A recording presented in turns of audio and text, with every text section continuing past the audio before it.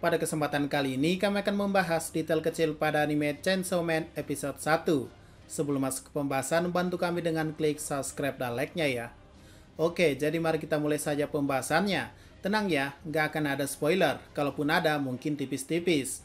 Jadi pertama, yang mau admin sampaikan adalah Akuma atau Devil di dunia Chainsaw Man itu muncul karena nama dan rasa takut dari manusia. Misal kalian takut zombie, ya muncullah iblis zombie. Nah, pertanyaannya siapa yang takut pada tomat? Hingga memunculkan iblis tomat pada episode 1. Banyak teorinya, salah satu jawabannya masuk akal adalah dulunya tomat ditakuti di Eropa selama lebih dari 200 tahun. Menurut sejarah, julukan untuk buah ini adalah apel beracun.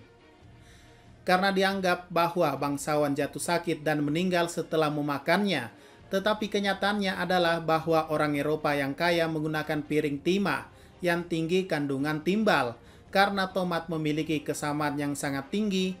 Ketika diletakkan di atas peralatan makan khusus ini, buahnya akan mengeluarkan timbal dari piring, yang mengakibatkan banyak kematian akibat keracunan timbal. Tidak ada yang membuat hubungan antara piring dan racun pada saat itu. Tomat dipilih sebagai pelakunya. Jadi mungkin berdasarkan sejarah ini, manusia pada takut dengan tomat hingga muncullah iblis tomat tersebut. Ya, walaupun sebenarnya lemah sih, bisa di-solo kill sama Denji. 2. Pada tagihan utang yang dimiliki Denji, terlihat utangnya sempat nambah 25 yen, hingga akhirnya turun lagi menjadi 40 yen. Mungkin ini cuma kesalahan, karena pada manganya yang dilihatkan hanya tagihan akhirnya saja, yaitu 38.040.120 yen. 3. Alasan Denji melihat dirinya mati gantung diri.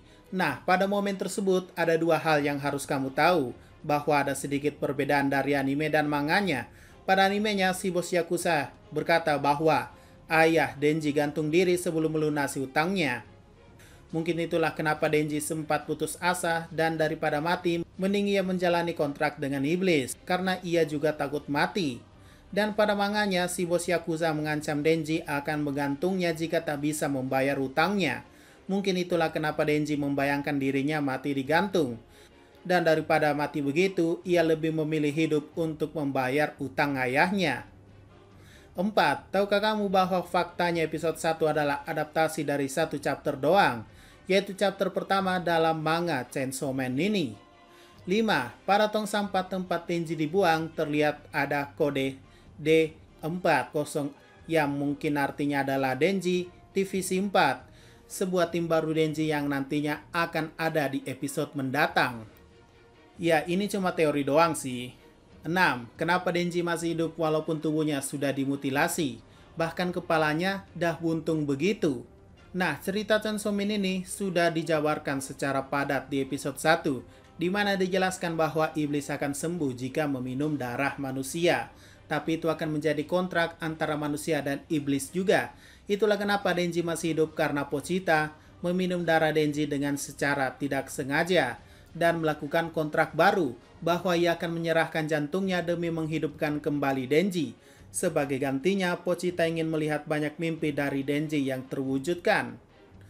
7. Tahukah kamu saat menghadapi iblis zombie, di mana adegan Denji terhempas itu sebenarnya tidak ada.